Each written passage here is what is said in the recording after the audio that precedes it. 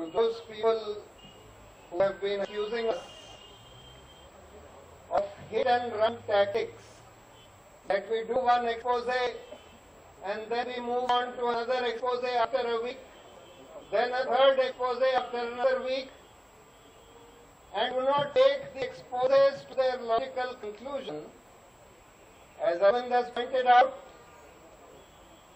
the sheer scale of corruption, criminality, venality which has seeped into this government, in our public life, and indeed in our society, the sheer scale of that is such that even one expose a week is not enough. But what we are exposing are not individual cases as such. What we are exposing are those individual cases which point to a systemic problem in this country.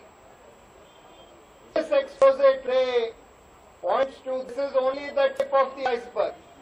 The accounts in HSBC Bank in Switzerland, etc., are a very, very small part of the total accounts, illicit accounts of Indians which are held abroad. But what it points out is the sheer scale of illegality involved, the sheer scale of cover-up at the highest level of the government involved, the role of these crony capitalists and these powerful people like Ambani, who, as we pointed out in our last press conference, are today sitting on top of the entire ruling establishment of the country, and the entire ruling establishment is working at their behest. 1 year ago, little over 1 year ago, the Supreme Court gave a very important judgment in the black money case, in the case filed by Ram Jethmalani and others. In that judgment, the Supreme Court said many things which are very important in the light of this expose today. I will read out some parts of this judgment. The Supreme Court said, the worries of this court arise,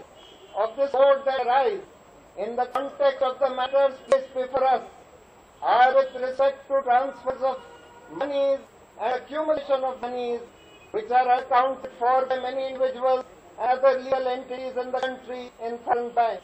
The worries of this court relate not merely to the quantum of monies said to have been secreted in foreign banks, but also the manner in which they have been taken away from the country and with the nature of the activities that may have engendered the accumulation of those monies. यानी कि किस तरह अपराध का पैसा है ये जो बढ़ गया.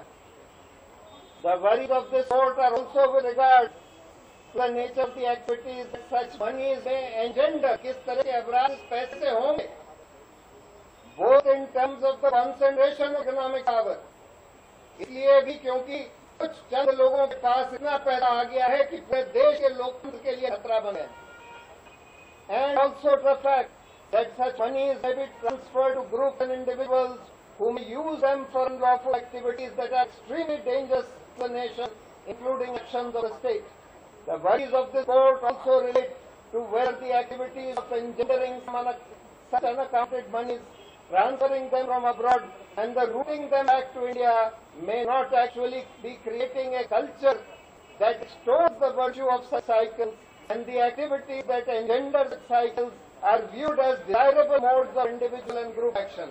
यही जो हमारे मंत्री लोग और ये सरकार कहती है कि ये तो हमारे FDI आ रहा है, इसकी वजह से हमारा GDP बढ़ता है इस तरह की इलीगल एक्टिविटी की वजह से, वही चीजें सुप्रीम कोर्ट ने अपने जजमेंट में बोली. ये बहुत बड़ा खतरा है कि सरकार इसको प्रमोट करने लगे, सोसाइटी के प्रमाणित लोग इसको प्रमोट करने लगे, ये कह के FDI आता है, GDP जनरेट होता है वगैरह वगैरह.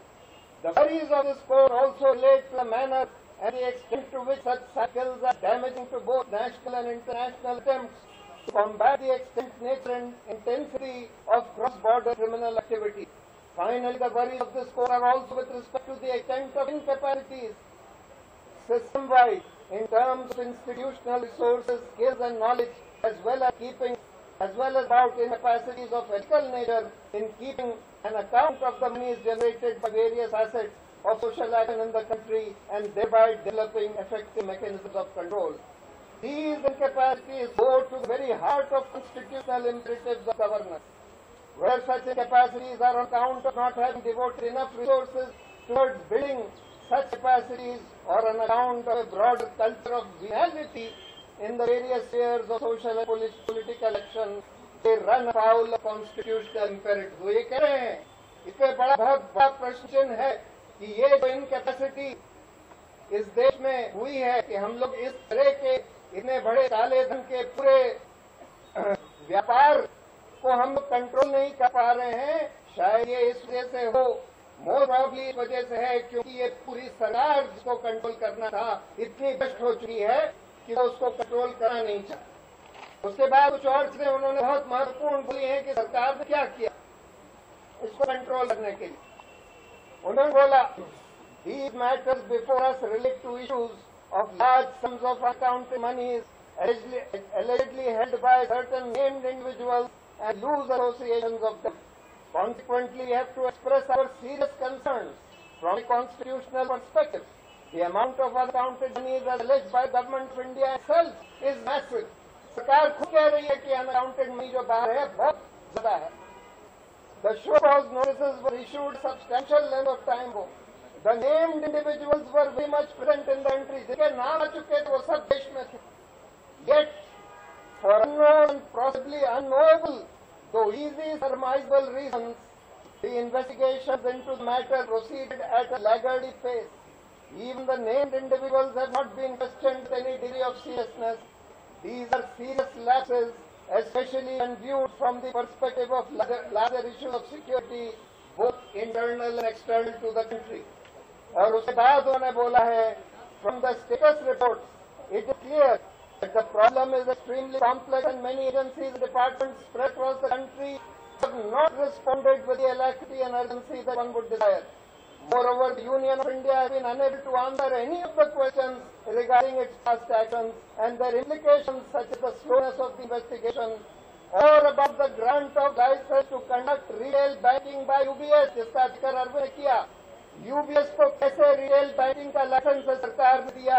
By reversing the decision taken earlier to withhold such a license on the ground that a said bank's credentials were suspect.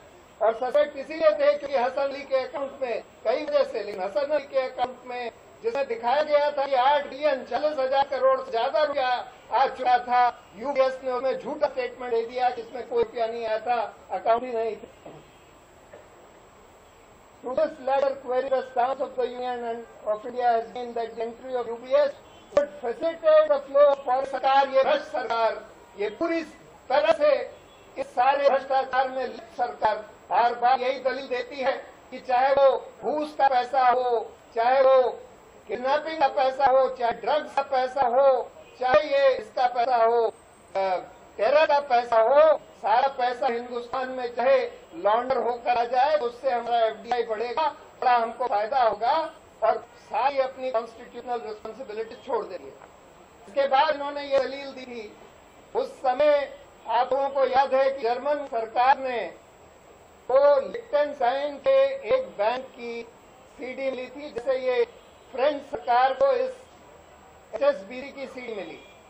German सरकार ने भी, जैसे फ्रेंच सरकार ने एचएसबीसी की सीडी सारे देशों को ऑफर करी, जर्मन सरकार ने भी वो सीडी सारे देशों को ऑफर करी, हिंदुस्तान को ऑफर करके आप ले लीजिए। हिंदुस्तान ने नहीं ली।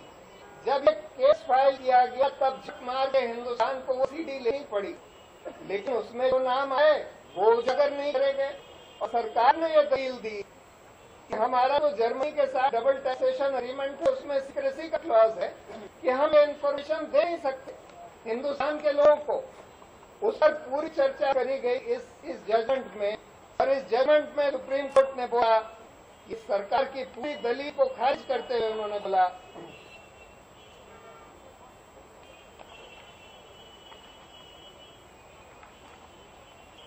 कर रहे हैं, we have perused the said agreement with Germany. We are convinced that the said agreement documents and details of the same, including the names of various account holders in Liechtenstein.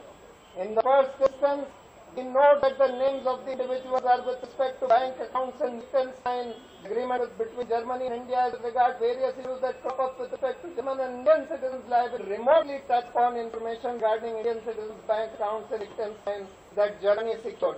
Bill France ने जो CD को दी है, और आखिर में इसमें supreme court ने ये ऑर्डर किया कि हम SIT का गठन करते हैं क्योंकि सरकार सबको छुपा रही है, इन्वेस्टिगेशन कर नहीं रही है, ये सबको बढ़ावा दे रही है, तो उन्होंने एक SIT का गठन किया जिसमें 2 सुप्रीम कोर्ट के जज होते और उन्होंने बोला कि the union of India all दो documents and information which they have secured from Germany in connection with the matters discussed above. सारे अकाउंट होल्डर्स के सारे डिटेल्स सरकार को हिंदुस्तान के नागरिकों के सामने खुलासा करना था इस आदेश के हिसाब से। आज तक खेद की बात है कि आज तक इस आदेश का पालन नहीं हुआ, SIT बनाई नहीं गई, उन अकाउंट्स का खुलासा नहीं किया गया, इन अकाउंट्स का खुलासा नहीं करा जा रहा, सरकार कंडेम्प्ट में। उन्होंने एक रिव्यू पिटीशन फाइल करी हुई है जो कि पेंडिंग है सुप्रीम कोर्ट में। आश्चर्य की बात है कितने दिन हो गए उसकी अभी तक एक सुनवाई हुई, उसके बाद हियरिंग हुई, लेकिन कोई स्टे नहीं है उस जजमेंट का। वो जजमेंट आज भी लागू है, लेकिन उस पर उसका कोई पालन नहीं किया जा रहा। और जैसे अरविंद ने जो आपको बताया, जो चित्र दिखाया, उसके बजाय बिल्कुल उल्टा किया जा रहा है, यानी कि जहां जहां सरकार को इन्फॉर्मेशन मिली भी है इस तरह के मनी लॉन्ड्रिंग की, हवाला की, ये सारे अपराधों की, उसको सब छुपा कर दबा दिया जाता है, उस पर कोई इन्वेस्टिगेशन नहीं किया जा सका। ये इसमें सिर्फ टैक्स एवेजन की बात नहीं थी। हवाला करना फेमा में अपराध, और फेमा में अपराध होता है तो जितना पैसा इन्वॉल्व होता है उससे दुगनी पेनल्टी लगती है। यानी अडानी का अगर 100 करोड़ है या उसी कंपनी का 2000 करोड़ है तो पेनल्टी उससे दुगनी लगेगी, यानी 2000 करोड़ या 4000 करोड़ पेनल्टी लगेगी। सिर्फ टैक्स एवेजन की बात नहीं है, इसमें फेमा का सीधा वायलेशन है जब हवाला होता है। तो इसलिए, और उसके अलावा अगर ये कोई क्राइम का मनी है, किसी तरह का इलीगल मनी है, तो prevention of money laundering act भी इन्वोक हो जा रहा है। वो सब कुछ नहीं करा जा रहा क्योंकि ये अंबानी वगैरह इन्वॉल्व हैं और ये इतने पावरफुल हो गए हैं इस देश में कि इनको, इस सरकार में किसी की हिम्मत नहीं है उनको छूने की। 2G केस कल सुप्रीम कोर्ट में था, सुप्रीम कोर्ट में ये बात हुई 2G केस में रिलायंस ने जो स्वान टेलीकॉम नाम की कंपनी खोली, जिसके ये अवैध दूसरा लाइसेंस ले लिया सर रूल्स के खिलाफ, और उस कंपनी को ये दिखाया कि उनकी नहीं है, जब सारा पैसा उन्होंने दिया था और उन्होंने ही वो कंपनी खोली थी। बाद में CBI ने अपनी चार्जशीट में फाइल किया, लेकिन CBI ने भी अनिल अंबानी से पूछताछ तक नहीं करी। कंपनी उसकी हजारों करोड़ का मामला, उसने ये कंपनी खोली स्वान टेलीकॉम, उसी ने उसको पैसे दिए स्वान टेलीकॉम को 990 करोड़ प्रेफरेंस शेयर, अनिल अंबानी से पूछताछ नहीं करी। उसके बाद जो 10% शेयर ऑफिशियली रिलायंस ने खरीदे थे, वो शेयर उन्होंने कोई डेल्फी इन्वेस्टमेंट मॉरिशस की कंपनी को बेच दिए 20 करोड़ में, जबकि उनकी वैल्यू 760 करोड़ थी। 760 करोड़ के शेयर 20 करोड़ में कोई मॉरिशस की कंपनी डेल्फी इन्वेस्टमेंट्स को बेच दिए। डेल्फी इन्वेस्टमेंट्स का पता लगाया CBI ने कि वो बेलवायर BTS करके कोई स्विस कंपनी की सब्सिडियरी है। बेलवायर BTS का भी पता लग गया कि वो कंपनी में कोई श्रीनिवास करके कोई बम्बई का आदमी है, और उसके बाद दूसरी कंपनी भी हिंदुस्तान में मिल गई उसी बेलवायर के नाम से, जिसमें श्रीनिवास और वही बेलवायर का स्विस आदमी है। लेकिन फिर ही कोई पूछताछ नहीं, अनिल अंबानी से आज तक पूछताछ भी नहीं करी गई कि भाई आपने 10% शेयर किसको बेच दिए, आपने खुद बेचे हैं, उनसे भी पूछताछ नहीं करी गई। रिलायंस से कोई पूछताछ नहीं, और यही चल रहा है।